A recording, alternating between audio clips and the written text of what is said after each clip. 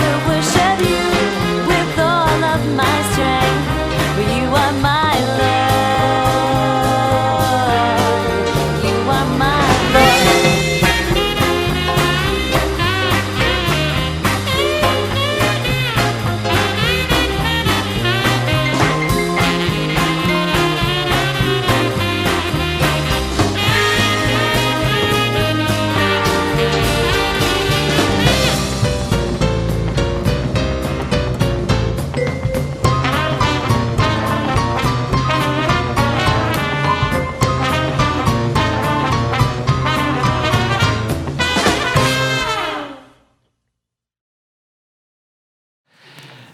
Después de celebrar la Santa Cena, el pan y el vino, elemento central, todos los domingos lo hacemos en Icono porque quiero que por lo menos te lleves eso. Si no te llevas otra cosa de lo que hacemos aquí, por lo menos que lleves el recuerdo de lo que Él, Jesús, hizo. Lo demás, irá como irá, pero por lo menos eso es parte central de nuestra fe. Y ahora lo que hacemos es abrir las Escrituras. 1 Timoteo capítulo 6. Vamos a ver diferentes partes, pero 1 Timoteo capítulo 6 es donde vamos a parar. Y no sé si estoy... Ok, voy a ponerme aquí un poquito... Eso es. Y estamos en una serie que se llama Hábitos que hacen al monje. Hábitos que hacen al monje. Es una serie de conversaciones en la que hoy es la 1, 2, 3, 4, 5. Hoy es la quinta semana, creo, ¿no? La quinta semana donde hablamos de esa idea de hábitos espirituales. Hábitos es la palabra clave en nuestra vida. Y hoy cerramos esta serie... y la idea es, casi no es tanto lo que hablemos en cada domingo, sino la idea de recordarnos lo más importante, y es que no es en nuestro caminar con Jesús, en seguir a Jesús, en el camino que tenemos con Jesús, la clave no está en lo que sabemos solo, sino en lo que hacemos, en lo que practicamos. Conocer cosas, lo típico, conocer las Escrituras, conocer información, es importante, pero no es suficiente. Ese es el centro de toda esta serie. ¿Es importante saber cosas? Sí, muy importante. Estudia la Biblia, lee las Escrituras, escucha a otras personas, a otros maestros, lee libros, mira vídeos en YouTube si sabes qué es lo que estás viendo. Pero la idea es que la información no es necesaria, pero no es suficiente. ¿Qué es lo que necesitamos también? Es practicar. Y el primer día lo veíamos, la clave de lo que Jesús dijo para vivir en este mundo, pero sin ser de este mundo, es, ¿habéis escuchado que os he dicho estas cosas? Bien, pues bienaventurados o felices seréis si las ponéis en práctica. Y eso es el reto de toda esta serie, es practicar. ¿Cómo está sentando la serie? ¿Bien? ¿Más o menos? ¿Sí? ¿No? Ok. ¿Se está ayudando un poco? ¿Sí? Ok, ¿tenéis ganas de que se termine? ¿No? Ok. A mí me está retando personalmente porque soy una persona inclinada a los libros y las bibliotecas y los papeles y tomar notas, pero no tanto a practicar. Y me recuerda lo importante que es poner en práctica cosas que he predicado, de las que he hablado 1000 veces y que aún me cuesta practicar. Y el primer día hablábamos del hábito de la interrupción, interrumpir tu día, interrumpir tu semana. La verdad es que he escuchado cosas muy buenas, personas que ya lo han puesto en práctica, lo están poniendo en práctica, interrumpir el día, interrumpir la semana, los iconogrupos, otras formas de reunión también. El segundo día hablamos del hábito de la comunidad, el hábito de ser comunidad, de integrarnos, de tirar los unos hacia los otros, porque la tendencia siempre va a ser tirar hacia afuera. Y desde el principio, desde las Escrituras y a través de la historia de la Iglesia, una de las cosas que caracterizó nuestra fe es que la vivimos juntos. La idea de familia espiritual, amistad espiritual, tribu espiritual. ¿Te tiene que caer bien todo el mundo? ¡No! ¿Te tiene que caer bien todo el mundo aquí? No, por supuesto que no. Pero la idea de tirar, de movernos los unos hacia los otros y caminar juntos y practicar esa comunidad o esa tribu. El tercer día, Lidia nos hablaba del hábito de la confesión. El hábito de la confesión. Y fue genial. La semana pasada celebramos la Reforma, hicimos un pequeño paréntesis, pero también estaba pensando luego, podríamos haberlo llamado el hábito de las Escrituras, ¿sí o no?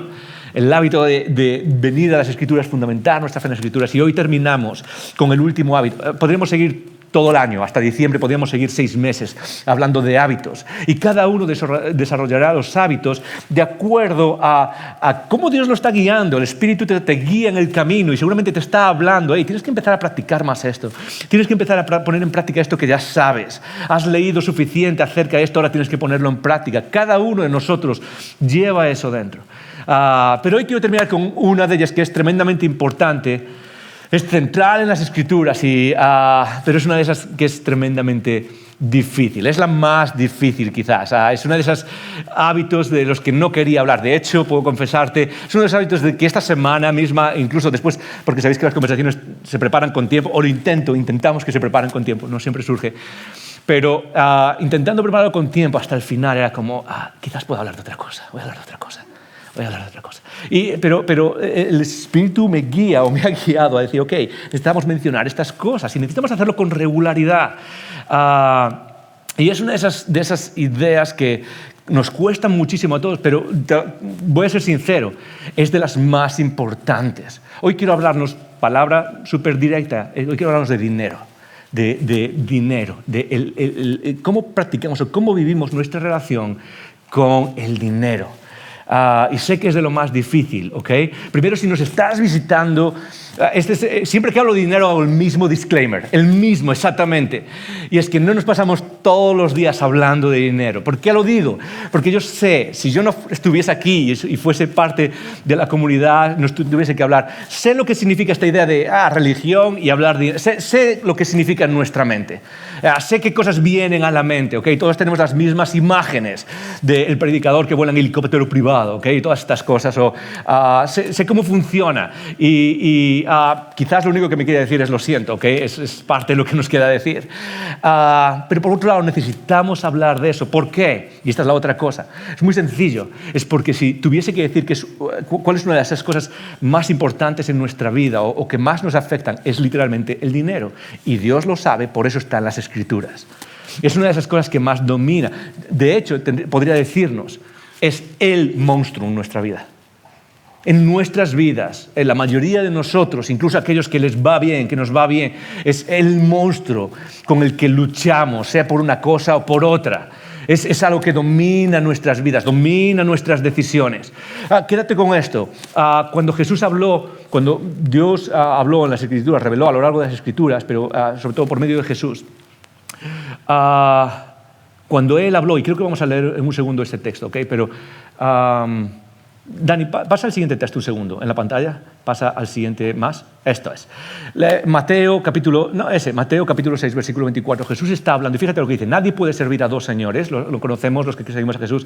O bien amarás a uno y odiarás al otro, o estimará a uno y menospreciará al otro. Está hablando de dos señores y luego está diciendo no podéis servir a Dios y a las riquezas. Cuando Jesús tiene que mencionar cuál es la competencia de Dios, apenas menciona al diablo, pero menciona al dinero. Cuando Jesús tiene que mencionar cuál es una de las principales competencias que tiene Dios en nuestros corazones, no en la realidad. Dios no tiene competencia, ¿ok? Dios es único, esto no es el equilibrio entre el bien y el mal, pero en nuestros corazones, cuando Dios tiene que mencionarnos, ten cuidado con cuál es la competencia que está compitiendo por tu corazón, no menciona al diablo, menciona al dinero.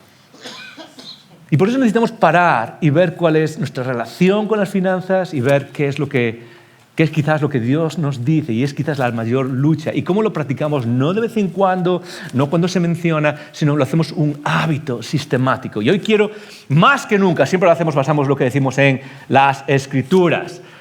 Por cierto, voy a hacerlo otra vez. ¿Cuántos tenéis Biblia de papel? Levanta, quiero verla. Biblia, eso es, gracias Silvia. Por aquí otros, ok, eso es, muy bien, Biblias de papel. 1 Timoteo 6. Más que nunca, pero hoy quiero que las Escrituras hablen. Así que, simplemente para empezar, voy a leer unas Escrituras y luego vamos a parar en 1 Timoteo 6 y luego al final simplemente voy a dar tres cuestiones concretas. Y ya está, eso es todo lo que vamos a hacer hoy. Pero antes de leer las Escrituras, déjame decir dos cosas. Porque sé que cuando hablamos de esto no es solo intelectual, es tremendamente emocional. Quiero reconocer dos cosas. La primera es, sé que hay personas que quizás lo están pasando mal económicamente. Y no quiero que lo de hoy sea, no sé, hablar a la ligera o tampoco sea una carga más sobre ti. El punto no es venir y decir, vamos a dar dinero y vamos a ver qué es lo que dicen las Escrituras y tratar, y que de alguna manera cuando estás escuchando eso estás pensando en, ¿sabes qué? Ya voy tarde en pagar el alquiler, o voy... Lo que quiero que sepas es que reconozco, vivimos en un mundo, hay 1000 cosas que están pasando ahora. Quizás no es el alquiler, quizás son cualquier cosa. Y pasarlo mal no significa, no sé, estoy en números rojos. A veces pasarlo mal es simplemente la presión que hay sobre eso. Y es algo que reconozco. Yo mismo, familia, padre y 1000 cosas. Esta semana tuvimos que arreglar el radiador. ¿Sí o no? ¿Cuántos tenemos 1000 cosas como esas? Y arreglas el radiador y ahí se va el dinero. Y es como, ok, se rompe el radiador y ya se está rompiendo lo que sea. Y ahí va, y el coche también, y lo demás. Todos vivimos con eso y quiero que sepas que lo llevo dentro y lo compartimos contigo en el sentido de somos sensibles a eso. En segundo lugar, quiero reconocer algo y es que vivimos en un mundo, no sé si lo has notado, sí lo has notado, por supuesto que lo has notado, vivimos en un mundo de tremenda agresividad en cuanto a los costes de la vida. Tremenda agresividad por todos los flancos, cualquier individuo aquí, todas las personas, por todo nuestro alrededor. El Estado se lleva casi el 50% de tus ingresos. ¡Bumba! Ahí se va. Después viene, no sé, sube la inflación, suben el precio de las cosas, sube la gasolina, sube, no sé, suben los precios, ¿sí? Todos hemos notado cuánto sube el precio en tiendas, en Mercadona. Y es curioso porque eso sube súper rápido, pero los sueldos no suben tan rápido, ¿sí o no? Y sé que eso crea una atmósfera de presión en nuestras vidas. Por eso necesitamos hablar de esto. Y lo hago desde el entendimiento de que quizás algunos estamos como, ok, sí, la hipoteca, ha subido el Euribor, ha subido el gas, ahora lo que el tanque de gas que antes te costaba, no sé, 50 euros, te cuesta el doble. Y todo eso añade presión. Y necesitamos volver a las Escrituras y reconocer lo que dijo Jesús. Es como quizás toda esta presión nos está quitando vida por dentro. Y lo que necesitamos quizás es escuchar unas palabras que nos retan, nos dan ánimo y nos guían en el camino de Jesús, que es un camino completamente radical. Es un camino completamente radical. Déjame leer unos textos para ponernos en contexto. Primero es Eclesiastés, el primer texto, Dani. El primer texto, Eclesiastés. Un texto sobre el dinero. Quien sea que ame el dinero, punto. Importante, amor al dinero. Esa es la parte. Lo importante no es solo la idea de dinero, es amor al dinero. Nunca tendrás suficiente. ¿Lo has experimentado? Sí, la mayoría. De hecho, es algo que en el mundo funciona así. Hace unos años, ahora el hombre más rico del mundo, no sé quién es, si Bezos o Zuckerberg o quien sea, hace unos años, hace unas generaciones, era Rockefeller se llamaba, ¿verdad? El famoso hombre del petróleo y todo esto. Y una vez alguien le preguntó, ¿cuánto es suficiente? Billonario, el hombre más rico del mundo. Y le preguntaba, ¿cuánto es suficiente? Y su respuesta fue, solo un poco más. Solo un poco más. Quien ama el dinero nunca tendrá suficiente. Y a veces no es una cuestión de ser ricos, es algo que está en el corazón, aquí dentro. Es algo que empieza a dominarte, empieza a calar en tu vida. Incluso cuando las cosas van bien, empieza nunca a ser suficiente. Dice, quien sea que ame la riqueza, nunca estará satisfecho. Y déjame decírtelo, muchas veces pensamos que en nuestra vida el objetivo es ser ricos. El objetivo es estar satisfechos. El objetivo es sentir en nuestra vida satisfacción. Y no estoy hablando en términos solo teológicos, es en términos psicológicos también. Lo que de verdad persigues es satisfacción, es tranquilidad, es paz, es ya no quiero seguir persiguiendo cosas. Y una de las cosas que nos dice aquí las Escrituras, Eclesiastés, el sabio en las Escrituras dice, si te dejas dominar por el amor al dinero, si empiezas a darle vueltas a eso, nunca será suficiente. Sabes que el tamaño del agujero que hay en tu corazón aumenta a medida que aumenta tu pasión por el dinero. Nunca tiene fondo eso. Esto también es un sinsentido, dice. Realmente la palabra significa un vacío, vanidad. Es exactamente lo que está diciendo. Esto no tiene ningún, es perseguir esto, es vacío. El siguiente texto es el de Mateo. Pasamos, Dani, sigue el siguiente. Otro texto. Santiago, por ejemplo, dice, mirad ahora ricos, llorad y aullad por las miserias que os vendrán. Interesante, mirad por las miserias que os vendrán. Es interesante, ¿sabes por qué este texto? Porque normalmente de los ricos esperamos lo contrario. ¿Sí o no? Normalmente las personas ricas son las personas más seguras, las personas que menos miseria esperan. Si miramos al futuro y ves una persona que tiene, digamos que no es rica en términos económicos, y ves una persona que sí es rica y los dos miran al futuro, tú dirías que la persona que no lo es la persona que espera miseria, es la persona que espera problemas. Y Santiago, el hermano de Jesús, Santiago, que es el libro de la sabiduría del Nuevo Testamento, se considera una de las cosas que dice es mirar vosotros los que sois ricos. tenéis un problema y es por las miserias que os vienen. ¿Por qué? Porque vuestras riquezas están podridas y vuestras ropas están comidas de polilla. Y la imagen es esa imagen que pasa con la comida. Hoy en día no pasa tanto porque la conservamos bien, pero en aquel tiempo lo único que se conservaba básicamente era el aceite, los granos. El grano era lo único que se conservaba, todo lo demás se podría rápido. Así que la idea es, lo pillas, lo consumes, es lo que hay, lo usas para algo. Y lo que está diciendo es, hay gente que lo que hace es más. Y él dice, ¿sabes cuál es el final de eso? Se pudre, no vale para nada, porque no le das el uso que Dios quiere que le des en este momento, que es alimentar. Quizás no a ti mismo, a los demás, pero es alimentar. Otro más, Proverbios, y me encanta. Al principio no lo es difícil de pillar, pero tiene un mensaje increíble. Tiene un mensaje que nos habla acerca del poder de nuestra relación con las finanzas. Dice Proverbios 25-22, si el que te odia tiene hambre, dale pan para comer, y si tiene sed, dale agua para beber. ¿Por qué? Porque ascuas amontonarás sobre su cabeza, y Jehová te lo pagará. Es interesante. Yo sé que la mayoría nos cuesta decir, ¿de qué está ascuas? Nadie usa esa palabra hoy, ¿sí o no? Es como, ¿de qué está hablando? Y esto es lo que está diciendo. Lo que está hablando es el poder de una vida generosa, el poder de personas que practican la generosidad. ¿De qué está hablando? Muy fácil. Dice, si hay alguien que es tu enemigo, que te odia, practica la generosidad con esa persona. ¿Por qué? Porque tu generosidad lo que va a hacer es crear conciencia en esa persona y que él o ella mismo recapaciten de sus caminos y vuelvan al buen camino. ¿Y qué? Y Jehová te lo pagará. La parte clave es cómo tu generosidad puede cambiar la forma de pensar de alguien que te odiaba, de alguien que era enemigo.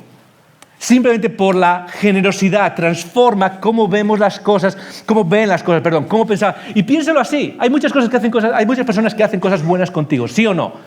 ¿Sí o no? Hay personas que te ayudan, hay personas que te llaman, hay personas con quien lo pasas bien. Hay personas que hacen muchas cosas buenas contigo.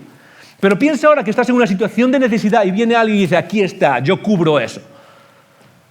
Piensa en cómo transforma eso tu vida. Y para muchos de nosotros es difícil imaginarlo porque nunca hemos estado en esa situación, la verdad. Incluso cuando lo pasamos mal, y yo entiendo que, lo vuelvo a repetir, hay gente que quizás lo pasa más difícil, pero la mayoría de nosotros tenemos vidas donde no nos hemos tenido que preguntar de dónde vendrá el siguiente plato de comida. Jamás, la mayoría de nosotros. Y es difícil imaginar lo que significa que pase el tiempo y no haya para cubrir lo básico y de repente alguien aparece, aquí está, es tu vida gratis, para mí, ya está, no hay más. Esto no se trata de ganar absolutamente nada. Eso revoluciona tu vida, revoluciona cómo ves el mundo. Y de repente no solo eso, sino que cuando veías que el mundo era un lugar negativo y un lugar de maldad y de oscuridad, seguramente tu mundo entero cambia. La generosidad transforma vidas. No solo transforma estados económicos, transforma mentes, transforma cómo alguien más puede ver el mundo. ¿Te das cuenta del poder de la generosidad? Por eso hoy quiero que hablemos de algo muy sencillo, y es el hábito de la simplicidad y de la generosidad. Son las dos caras de la misma moneda. ¿No? Ok, algunos lo entenderán. Son las dos caras de la misma. Simplicidad y generosidad. Simplicidad y generosidad. Son las dos cosas que van juntas. Y las Escrituras, desde un lado hasta otro, constantemente nos están llevando a eso. Cuando nuestro corazón tiende a esclavizarse con los ritmos del mundo, entre ellos el ritmo de consumición y el ritmo de capitalismo, podríamos llamarlo, es decir, no en términos políticos, pero el ritmo de consumir cada vez más y el ritmo de tener más y tener más y tener más. Las Escrituras nos llaman a estas dos palabras. La primera es simplicidad, dilo conmigo, 1, 2 y 3. Gracias. Y la segunda es generosidad, dilo conmigo. Simplicidad y generosidad. Es lo que quiere que hacemos. ¿Qué es simplicidad? Es muy fácil. En un mundo donde cada vez empujamos a vivir con más, a vivir subiendo nuestro nivel, las Escrituras nos llaman a lo opuesto, a vivir cada vez con menos. Sea lo que sea que eso significa. En un mundo que cada vez nos empuja, más,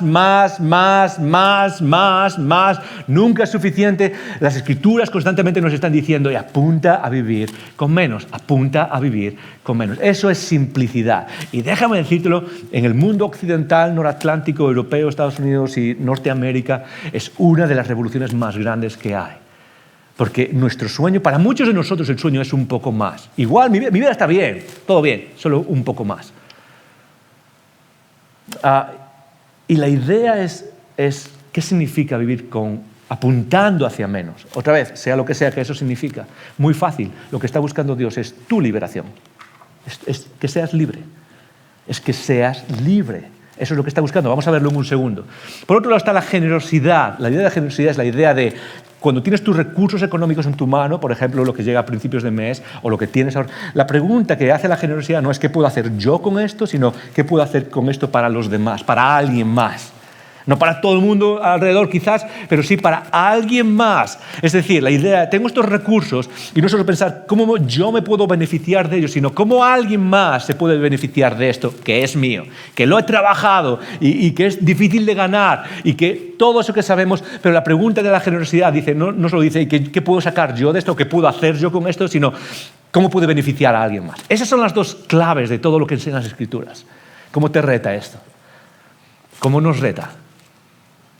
Porque creo que es una de esas cosas que es tremendamente complicada. Yo puedo hablarte mil domingos acerca de leer las Escrituras, acerca de practicar la interrupción del día, acerca de practicar, no sé, venir y ser comunidad los domingos y estar en los... Puedo hablar de todas esas cosas.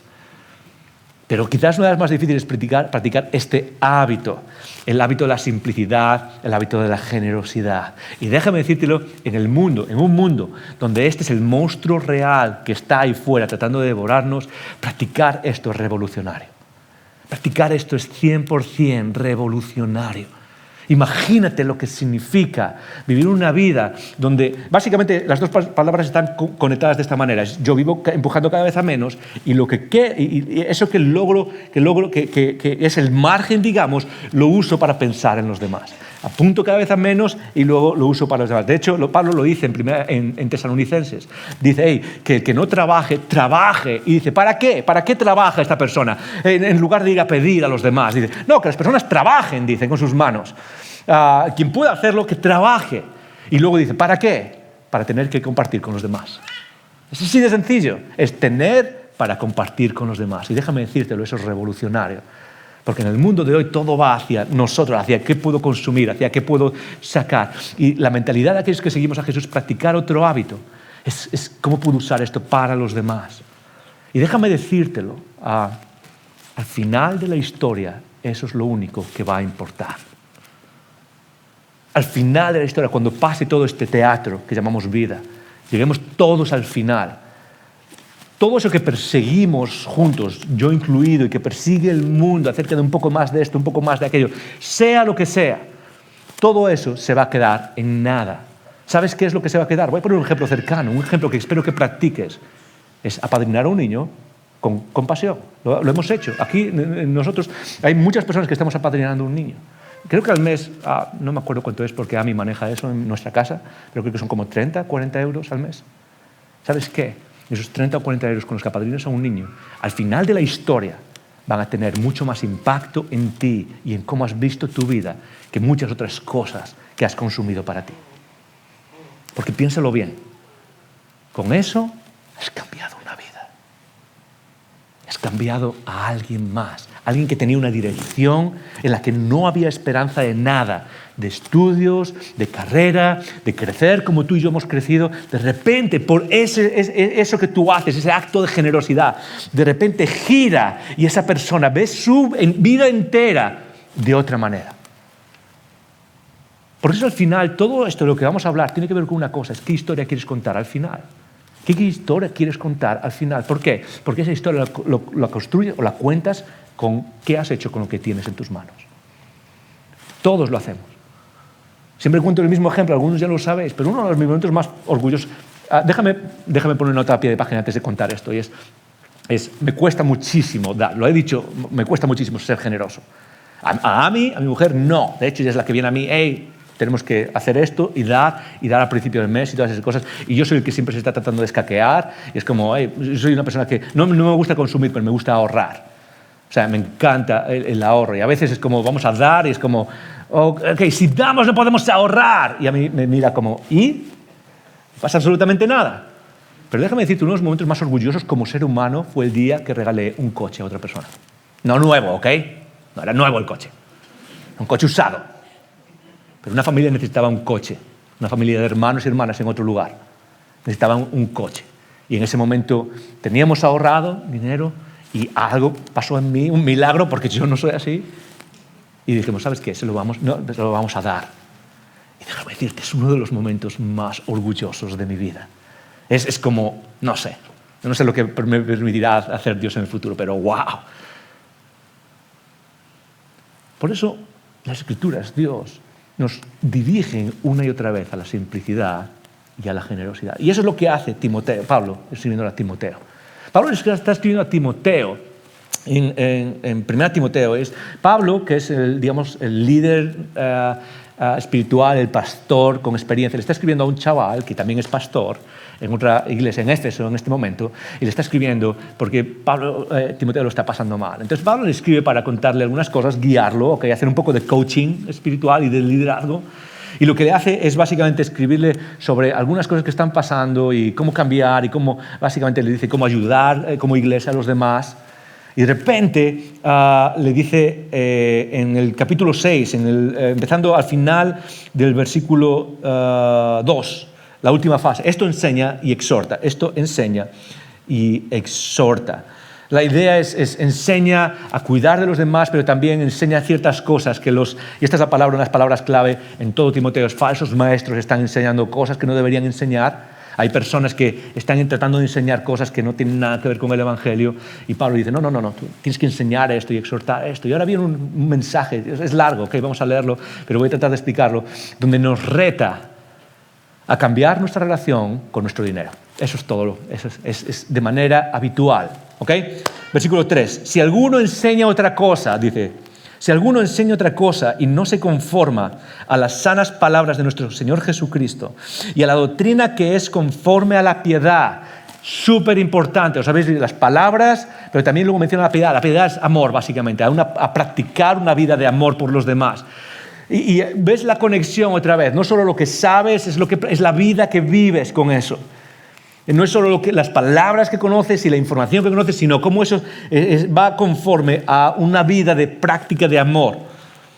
Y dice, esa persona está envanecida, nada sabe, y delira acerca de cuestiones y contiendas de palabras, de las cuales nacen envidias, pleitos, blasfemias, malas sospechas. Y fíjate cómo dice, está hablando de estas personas que están tratando de enseñar ciertas cosas, y fíjate la reacción que hay, fíjate cómo conecta en este otro versículo, en el último que acabamos de leer, fíjate cómo conecta la idea de no tiene ni idea de lo que habla con tiene la boca muy grande. Suele pasar.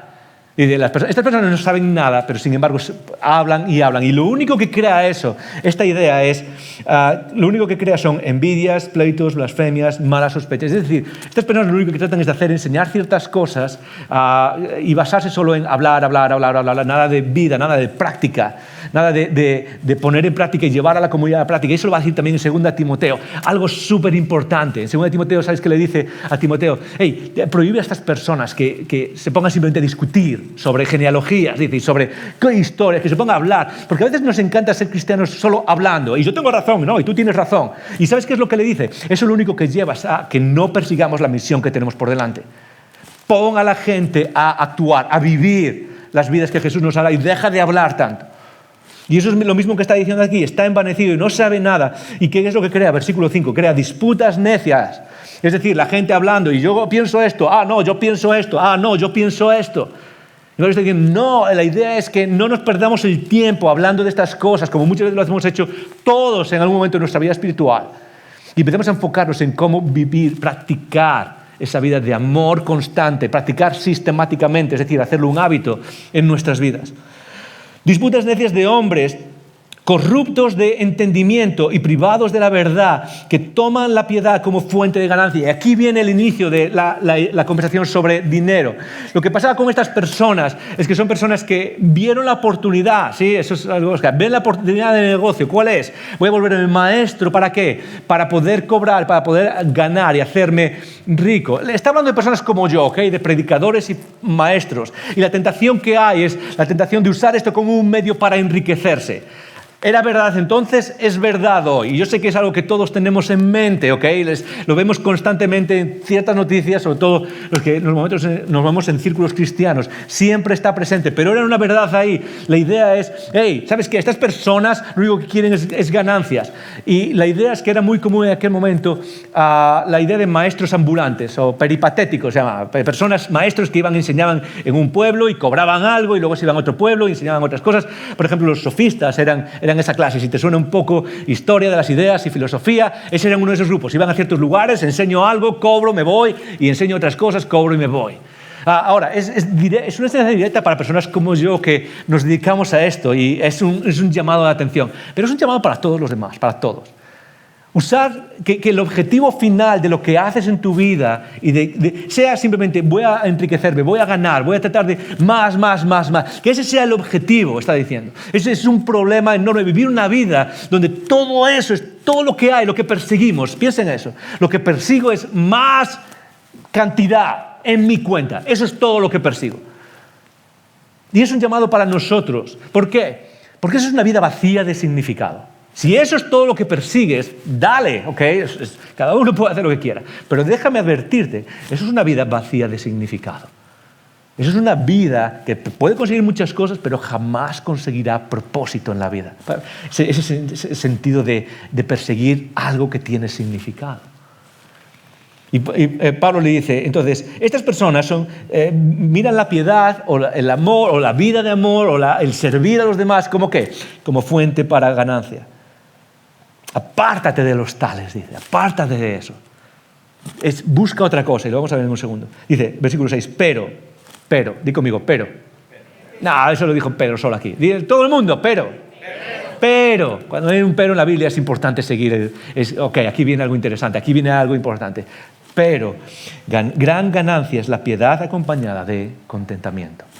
Esa es la primera lección. Gran ganancia es la piedad acompañada de contentamiento. ¿Qué es lo que nos está diciendo Pablo? ¿Qué es lo que está diciendo la Escritura? ¿Cuál es el reto para ti y para mí? Es entender que lo que de verdad quieres se consigue no persiguiendo lo que creías que tenías que perseguir.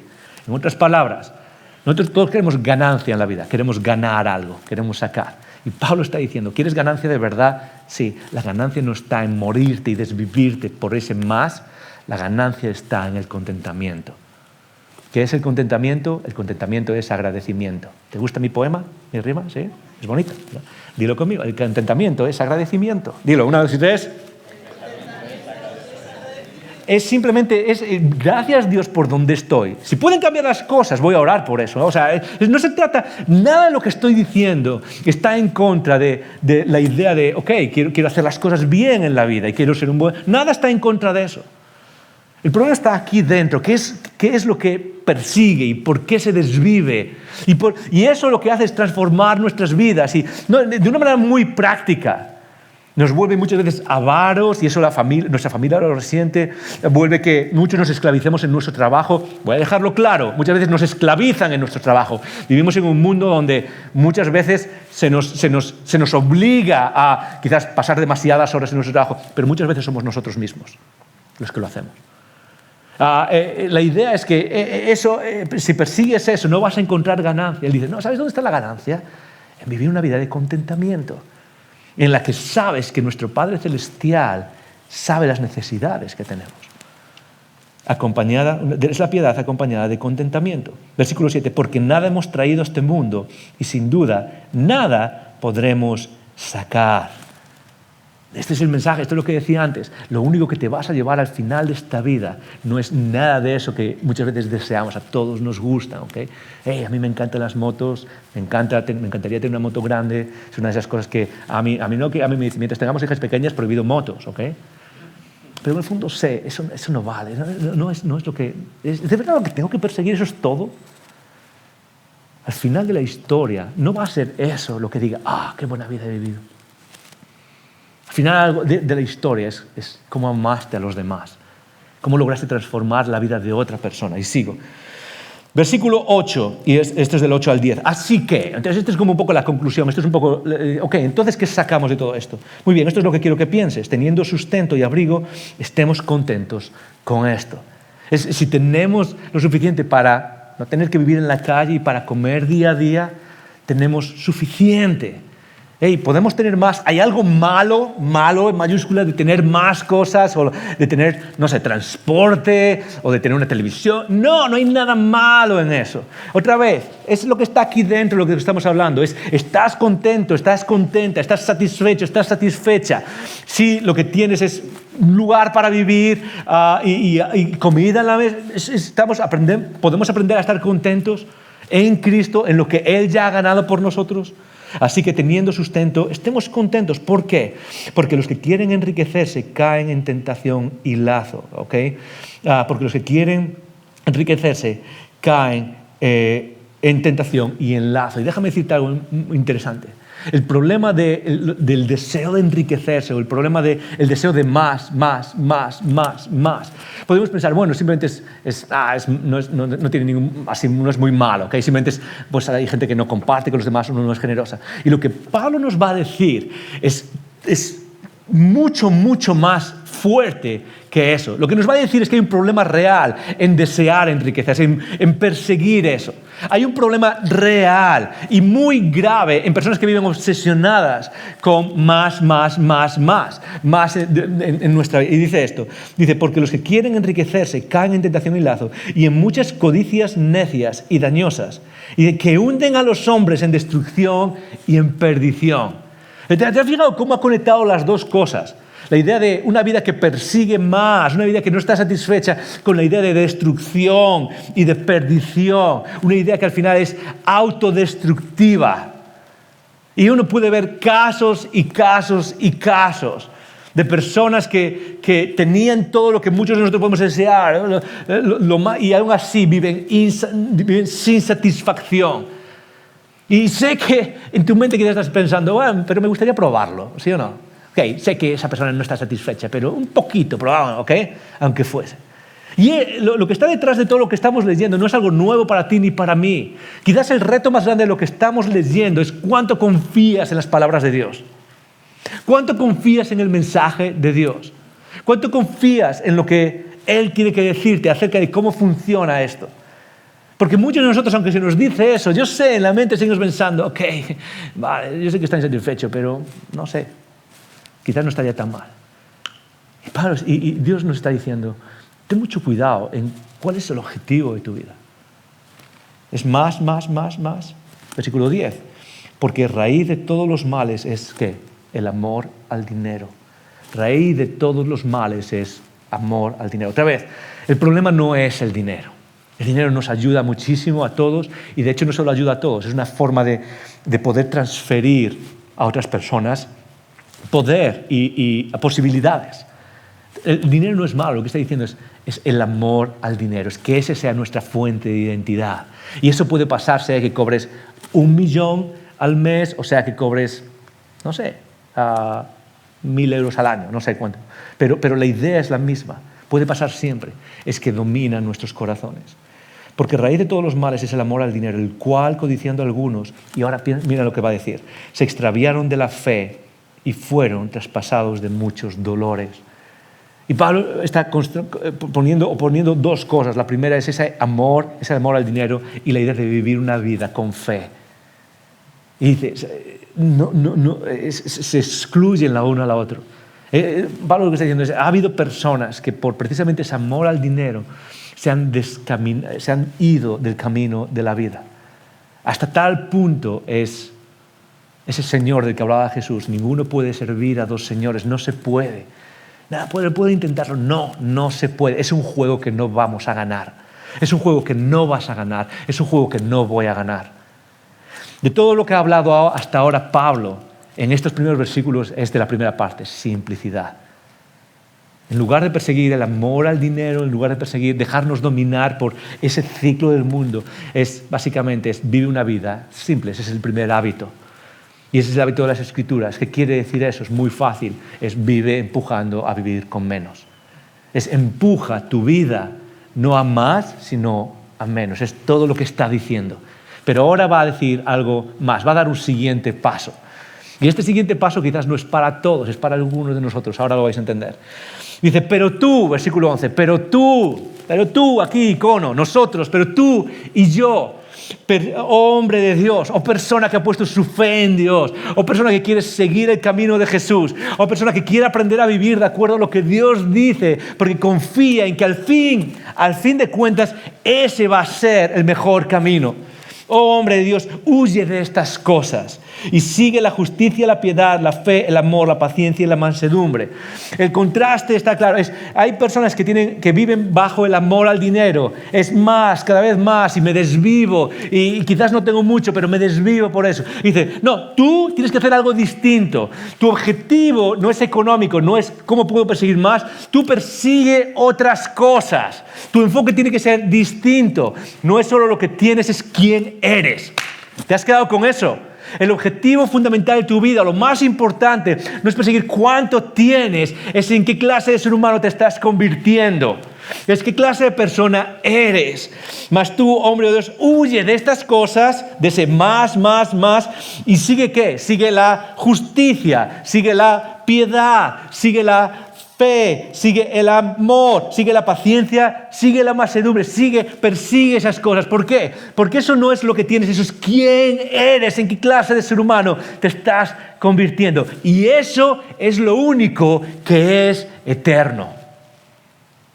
Eso es lo único que dura, icono. Y una de las cosas que más veo en mi vida primero, en el espejo al que me miro, pero veo muchos de nosotros, es cómo perdemos el tiempo persiguiendo cosas que no son eternas. Entre ellas, esa obsesión con el dinero. Pablo nos va a retar a algo, persigue algo distinto, algo que es eterno. Pelea la buena batalla de la fe, dice el versículo 12, echa mano de la vida eterna. ¿Sabes qué significa esa expresión, echar mano de la vida? Porque la repite muchas veces, si lees Timoteo, echar mano de la vida eterna. Básicamente la idea de echar mano es la idea, en el mundo antiguo es la idea de levantar un trofeo. Es como asirse, es como aquí está mi trofeo. Y lo que está diciendo es que nuestro trofeo no es lo que tenemos en nuestro mundo, lo que nos da identidad es cuál es mi sentimiento de orgullo, es la vida eterna. Eso es a lo que me agarro constantemente, es la vida eterna. Ese es mi sentimiento, no lo que tengo, sino qué es lo que Dios me ha dado. Echa mano de la vida eterna. ¿Sabes por qué es importante eso? Porque para luchar contra algo que es negativo, que tenemos que dejar, tenemos que enfocarnos en algo positivo. ¿Estás conmigo? Muchas veces es difícil dejar solo de hacer. No hagas esto. No hagas esto, pero persigue esto otro.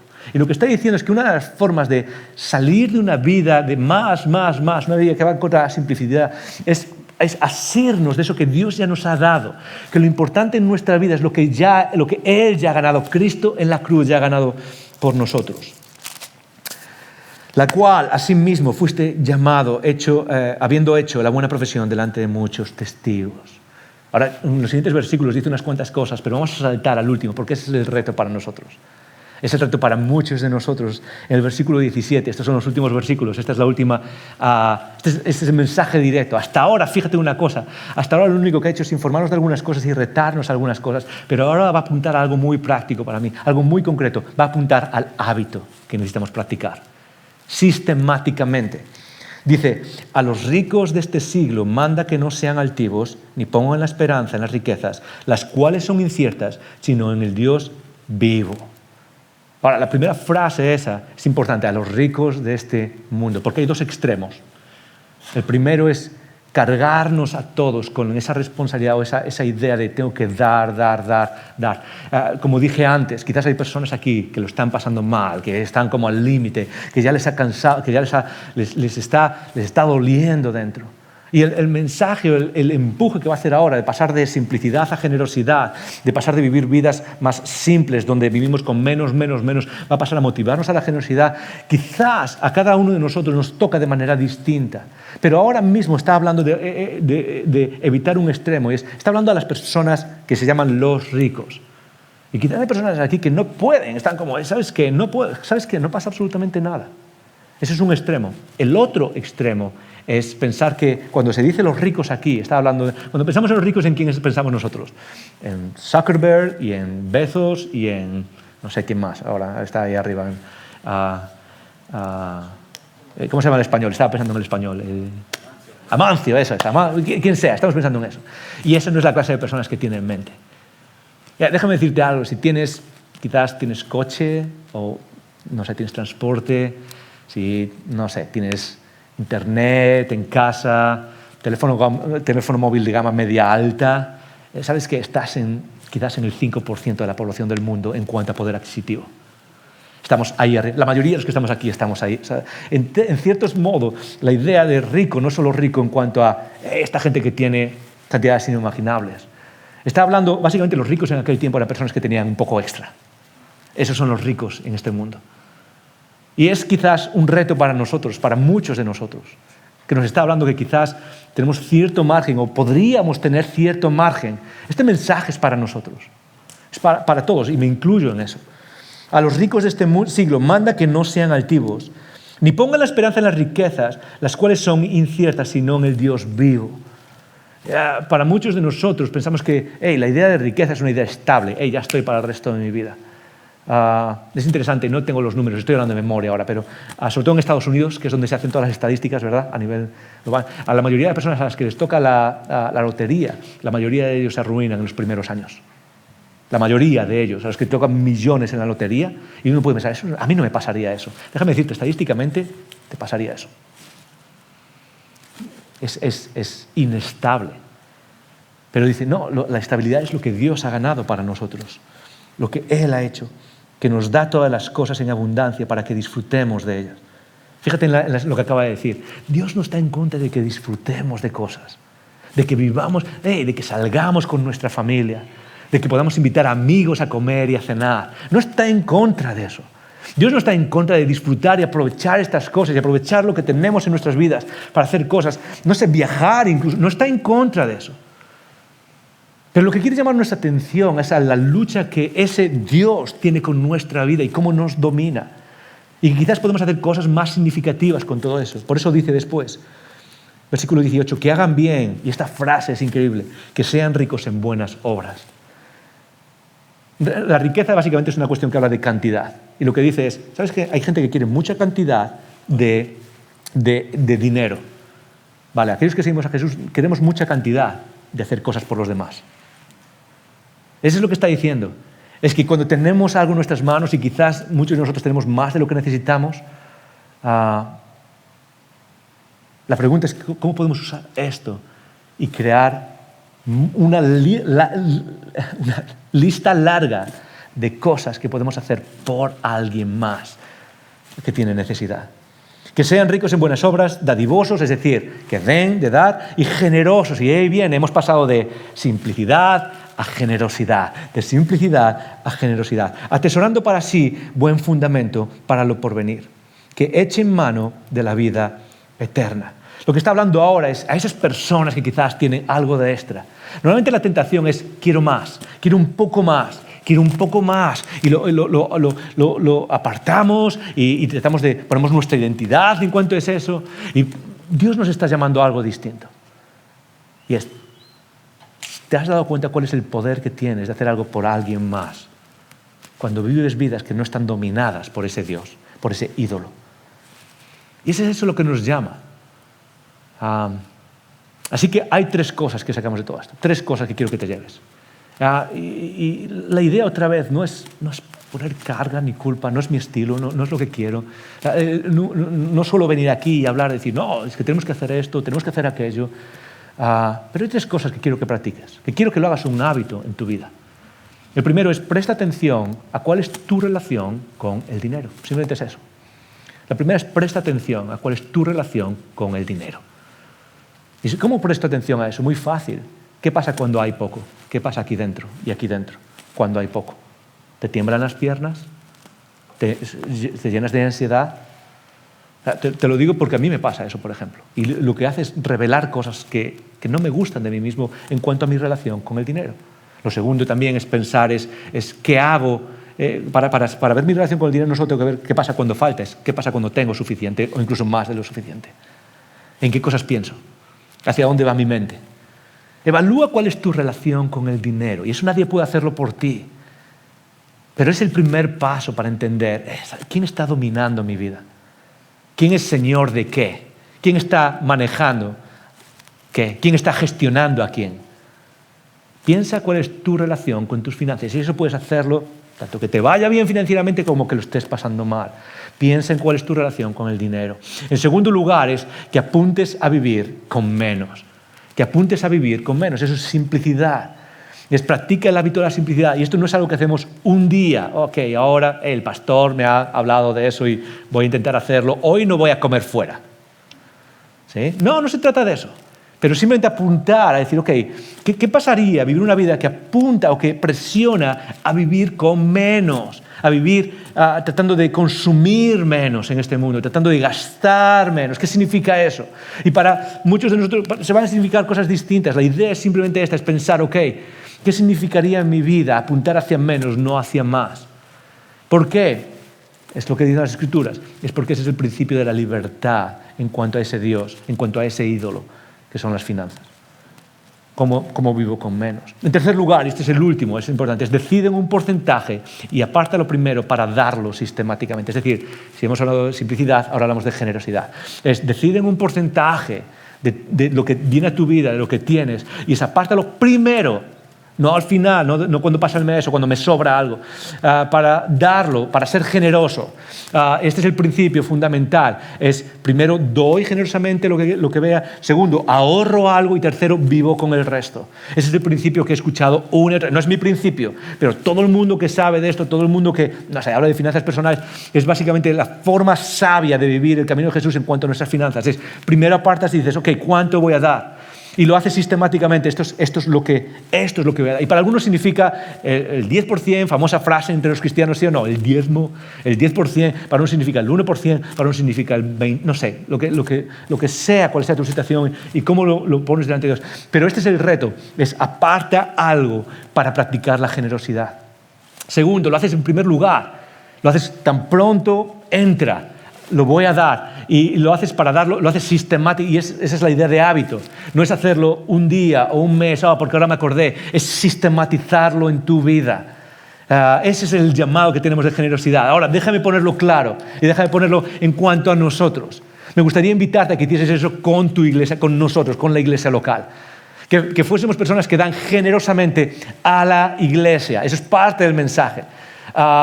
¿Por qué? Esta es la realidad entre nosotros. Que quiero ser un poco práctico, aprovechar el momento en el que estamos. Pero en términos de quiénes somos... pero déjame decir algo antes. Hay dos cosas a las que podemos destinar la generosidad. Son las dos grandes M's. Es misión y ministerio. Misión y ministerio. Misión es misión hacia el mundo, a servir al mundo, a ocuparnos de aquellos más desfavorecidos, es ser generosos hacia dar a las personas, más pobres, más desfavorecidas. Puede ser a través de una ONG, puede ser personalmente, darlo directamente, puede ser, es decir, buscar esa misión hacia el mundo, de servir al mundo. La otra M es ministerio y tiene que ver con la iglesia local, tiene que ver con dar en la iglesia local para poder salir adelante, para poder movernos adelante, para poder hacer las cosas. Y esta es la realidad entre nosotros, es que un porcentaje muy pequeño son quienes sostienen a Icono económicamente, un porcentaje pequeño de nosotros. Hay unas pocas personas entre nosotros que son tremendamente generosas con Icono, tremendamente generosas. Déjame ponerlo claro, esto no tiene que ver con decir, hey, hay que levantar más fondos.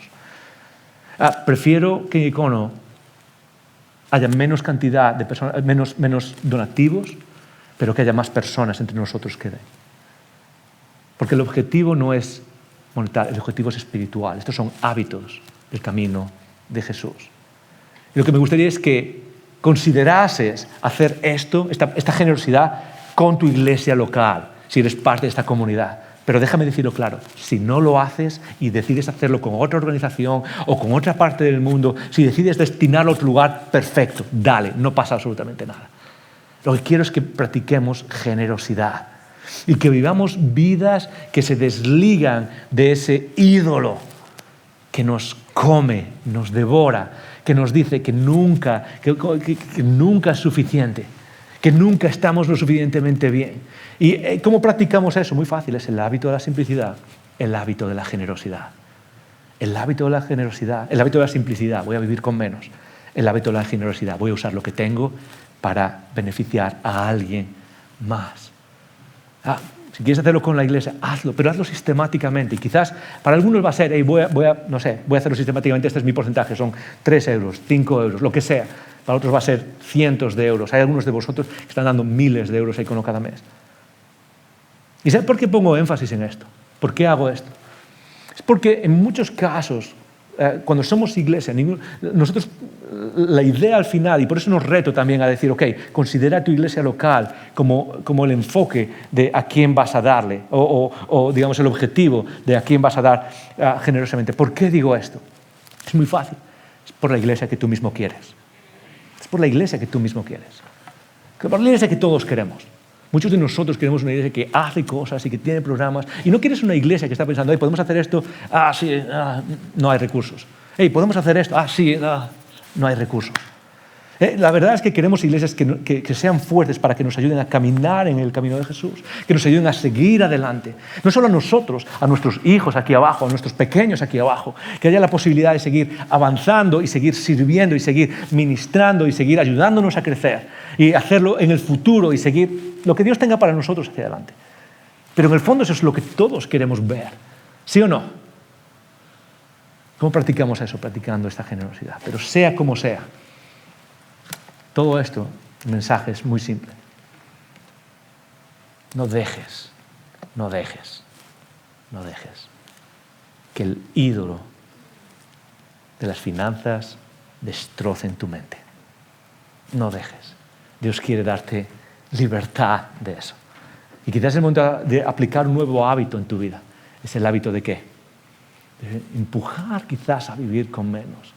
El hábito de crear una historia diferente, donde al final, cuando se terminen nuestros días, podamos decir, wow, yo ayudé a cambiar esa vida, y esa vida, y esa vida, y esa vida. Que no es mi sueño para todos nosotros, que podamos experimentar eso de lleno. ¿Oramos juntos? Esto significa que sí. ¿Oramos juntos? Sí. Señor, oramos ahora y nos dirigimos a ti con quizás una única cosa que queremos pedir. Deje que uses todo esto para transformar nuestras vidas de acuerdo al camino que has puesto delante de nosotros.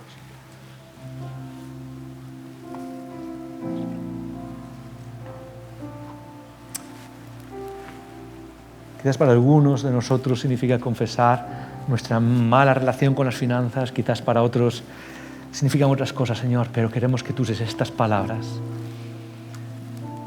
para cambiar nuestra vida.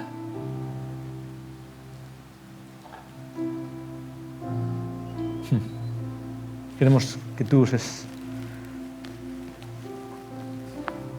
estas palabras para quizás reorientar nuestras prioridades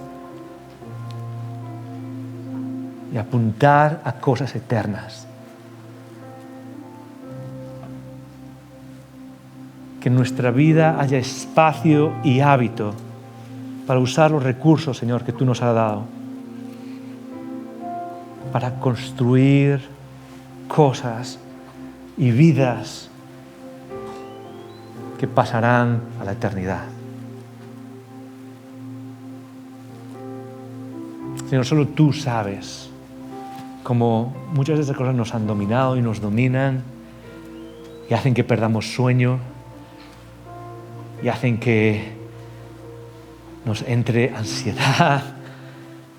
Yo quiero pedirte, Señor, ahora mismo aquí, por tu Espíritu, que sea cual sea la situación de cada uno en esta sala, nos hagas libres. Nos ayudes a transformar nuestra vida por medio de nuevos hábitos, que nos des el valor de practicar lo que hablamos, que nos des el valor de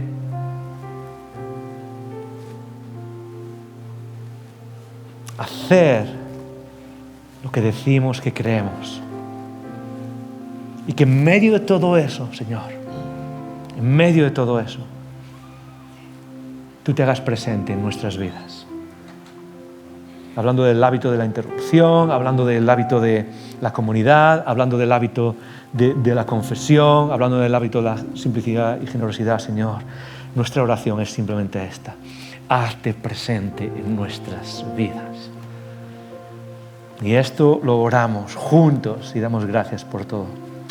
Amén.